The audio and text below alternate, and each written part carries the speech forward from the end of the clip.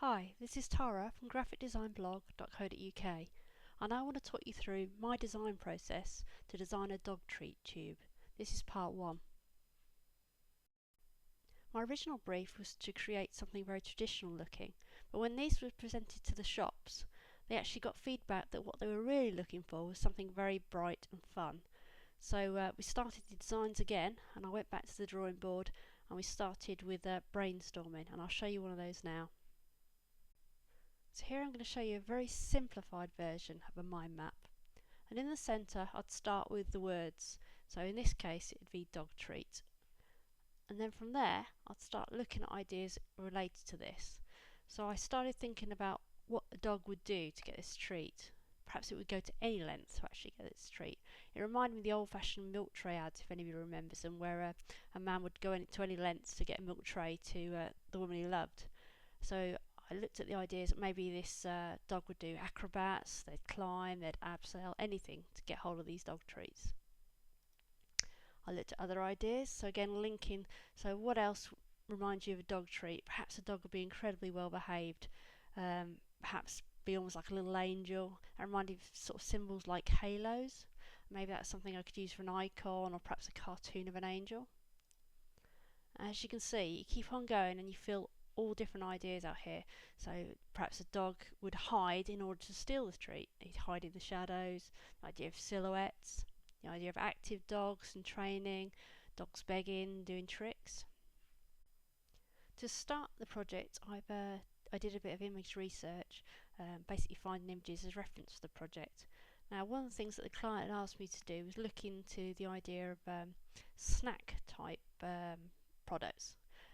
Pringles, crisps, kids cereals, that type of thing.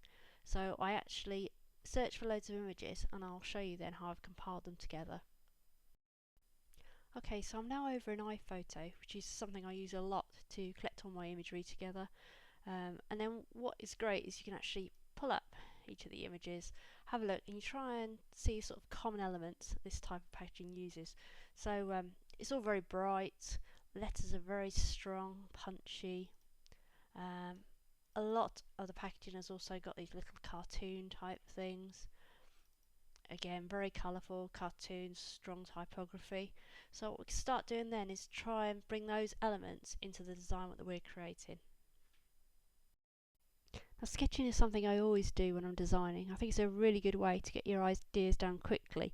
It also helps you decide if something's definitely not going to work or if you think it's got potential. Now, as you can see here, I've got a few sketch ideas for possibilities for the Betty's packaging. Now, your sketching doesn't have to be fantastic. The whole idea of this is just to get ideas down quickly, and you can decide then if you think these might work. So I've gone back and related these to the brainstorms. So if you can remember, I had the idea of the angel and the halo. So I've tried to bring this idea of the dog angel with a halo over the top, eating one of the Betty's biscuits. The next idea is the idea that I was saying where dogs would do anything to get the Betty's biscuits. So they're here doing acrobats to try and get the treats off the top of the cupboard. Again, this dog is dangling in midair trying to reach the Betty's biscuit, which actually forms the eye of Betty's. Another one where the dog is climbing up a rope in order to get the Betty's biscuits. This one related back to the idea of the sort of dogs in training, begging, sort of enjoying themselves, active dogs. And this one was very, very simple, but something the client really wanted me to try, which was to make the label look like the kids' cereal, the snack type packets. What you can see here are the 3 visuals that I presented initially to the client. First one based on the dogs in training, second one a simplified version of the acrobat dogs, and the third, the one that the client actually went for, was the look of a cereal stroke snack packet. As you can see, they have developed from the initial sketches. The idea of those sketches is to start you off, get you designing, but you will change things when you go to the computer. In the next part, what I'm going to show you is how I created this visual here. This is the end of part 1. Part 2 is available from my graphic design blog, graphicdesignblog.co.uk. Please also take a look at my client's website if you have a pet. Their site is bettymiller.com.